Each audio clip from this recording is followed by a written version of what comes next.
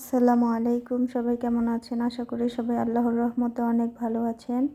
আমি মারিয়া বলছি চট্টগ্রাম থেকে। গত ভিডিওতে আমি দেখিয়েছিলাম কুশি কাটার একটি ল্যাম্প তৈরি করে। তো আজকে আমি দেখাবো ল্যাম্পের নিচে যে আমি ঝুড়িটি দিয়েছি এটা কিভাবে তৈরি করেছি এবং ল্যাম্পটি আমি কিভাবে শক্ত করেছি।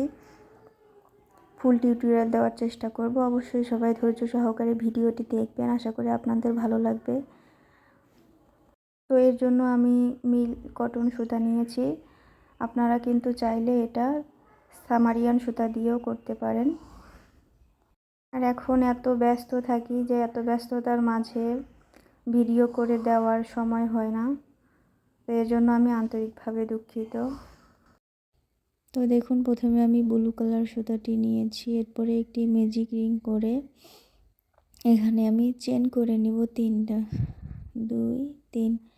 3টা চেন করে নিলাম।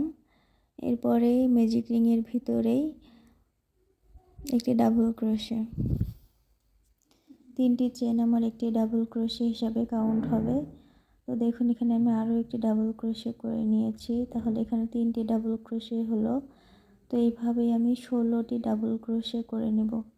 দেখুন, আমি 16টি ডাবল ক্রোশে করে নিয়েছি, একদম লাস্টে চলে এসেছি। এরপরে যেখানে 3 নাম্বার চেনে স্লিপ স্টিচ করে আমি সুতাটি জয়েন করে দিব। এরপর এখানে দেখুন আমি 3টি চেন করে নিলাম। এরপরে সেম গ্যাপেই একটি ডাবল ক্রোশে করে নেব। সেম গ্যাপে একটি ডাবল ক্রোশে করেছি। পরবর্তী যে চেন স্পেস রয়েছে, অর্থাৎ পরবর্তী যে ডাবল ক্রোশে রয়েছে, তো ডাবল ক্রোশের উপরে আমি একটি ডাবল ক্রোশে করে নেব।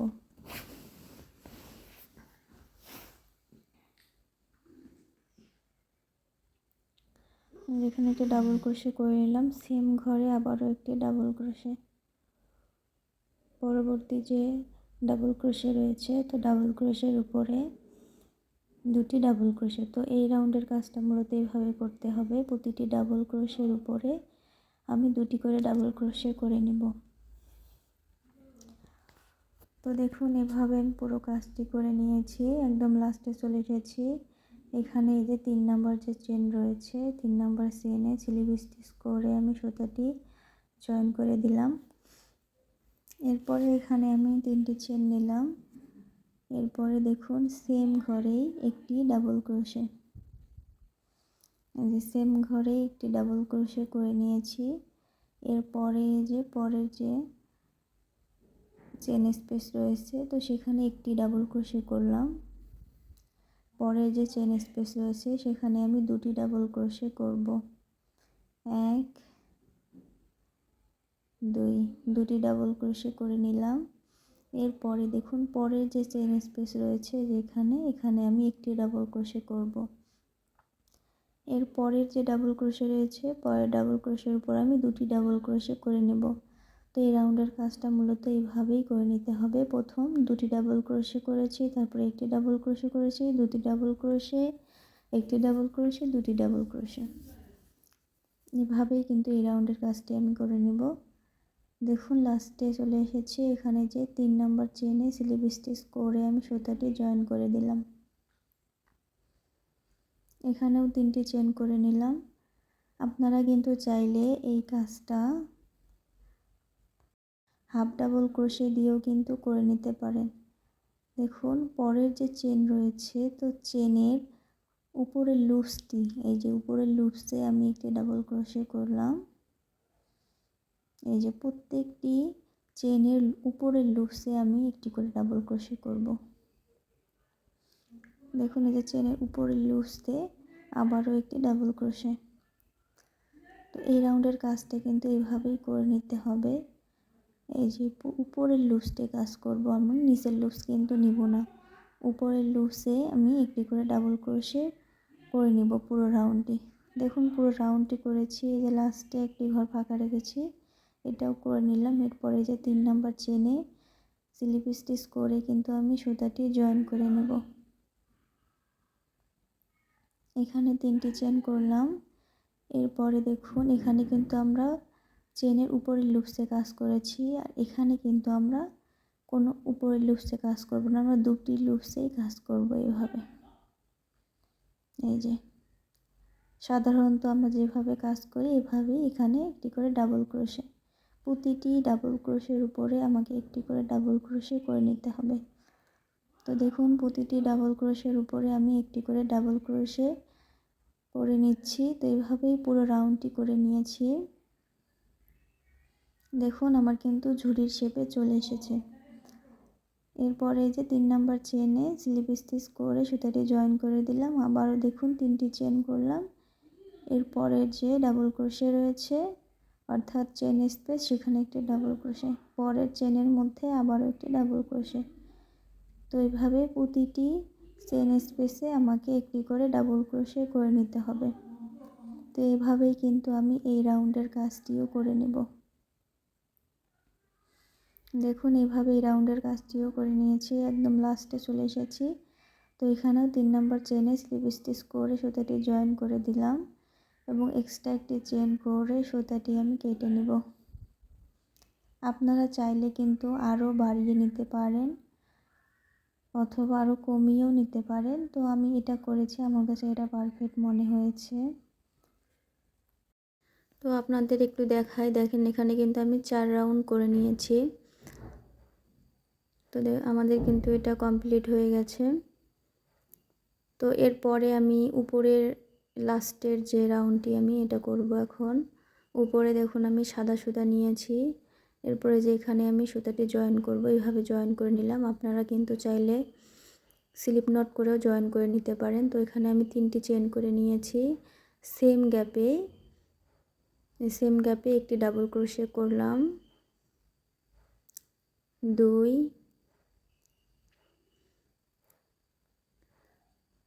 3, 4,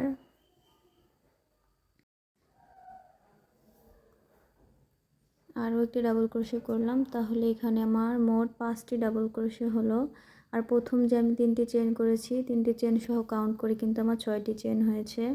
এরপরে দেখুন 2টি চেন বাদ দিয়ে এখানে আমি সিঙ্গেল ক্রোশে করে জয়েন করে নিলাম। তো এরপরে দেখুন আবারও কিন্তু আমি এখান থেকে 2টি চেন বাদ দিব। এই যে 1, 2, 2টি চেন গ্যাপ বাদ দিয়ে 3 নাম্বার চেনে এই যে এখানে একটি ডাবল ক্রোশে, এই যে একটি ডাবল ক্রোশে করে নিলাম। 2, 3, 4,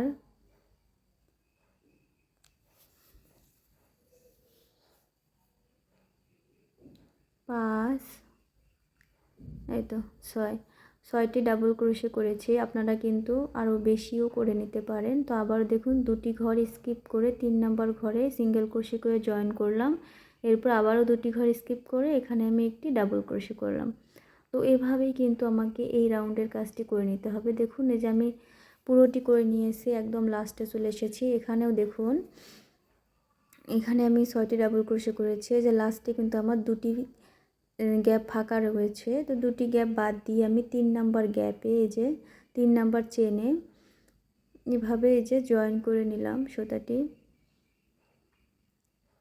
এভাবে জয়েন করে যে এখানে যে চেন করেছি, তো চেনের মধ্যে এভাবে স্লিপ স্টিচ করে সুতাটি আমি জয়েন করে নিয়েছি। এই সুতাটি আমি কিন্তু এই যে পিছনের দিকে একটু হাইড করে নেব। সুন্দর করে একটা চেন করে নিলাম। এরপরে এই সুতাটি কিন্তু আমি কাজের ভিতরেই হাইড করে নেব, যাতে আমার বোঝা না যায়। এই যে এখানে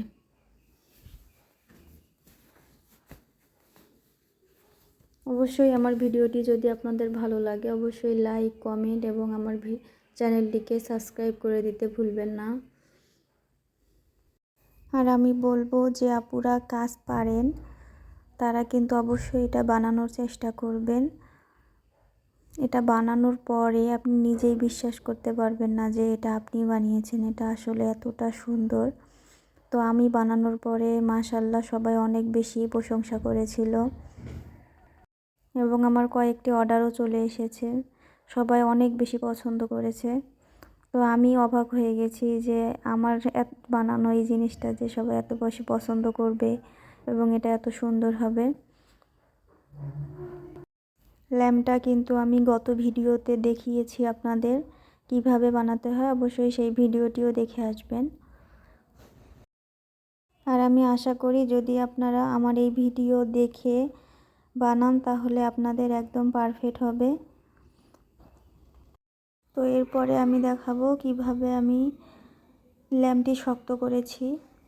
তো এর জন্য দেখুন আমি চুলায় একটি পাতিল বসিয়ে নিয়েছি এবং এখানে আমি পর্যাপ্ত পরিমাণে পানি দিয়ে দিব, যতটুকু আমার লাগে।